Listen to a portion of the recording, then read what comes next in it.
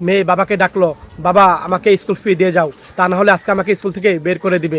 আর তখন বাবা বললো, মা আজকে দিব না, আগামীকাল টাকা দিবনি। বলো তুমি প্রতিদিন মিশা কথা বলো, তুমি আমাকে টাকা দাও না। আর তখন দেখ বাবা এই কয় টাকা আছে, মেয়েটা টাকা নিয়ে তখন চলে গেল। আর তখন বাবা ডাকলো, শুনলো না। আর তখন বাবাটায় চিন্তা পড়ে গেল, বাবা তখন চলে যাচ্ছিল। আর এদিকে একটা পাওনাদার এসে শার্টের কলা ধরলো, বলে কোথায় যাস, আমাকে টাকা দিয়ে যা। বলো ভাই একটু সময় দাও আমাকে, আগামীকাল টাকা দিয়ে দিব। বলো তুই তো মেয়েকে স্কুল ফি ঠিকই দিলি, আমাকে টাকা দাস না কেন? আর বললো ভাই আর একটু সময় দাও, টাকা দিয়ে দিব।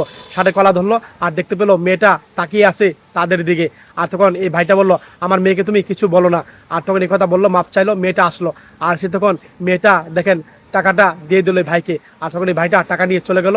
আর তখন মেয়েটা বাবার পায়ে ধরলো, বাবা তুমি আমাকে মাফ করে দাও, আমি তোমার কাছে টাকা নিয়েছি। বাবা বললো, মা তুই চিন্তা করিস না, তোর টাকা দিব। আর মেয়েটা কান্না করছে। আর তখন দেখেন মেয়েটা কান্না করছে। আর বাবা বসলো যে, বা তুই চিন্তা করিস না, আমি আগামীকাল টাকা দিব। তখন বুকে জড়িয়ে নিল। এই ভিডিওটা দেখে যদি আপনাদের মায়া লেগে থাকে, মন থেকে শেয়ার করেন সবাই, বেশি বেশি শেয়ার করে সবাইকে দেখার সুযোগ করে দিয়ে।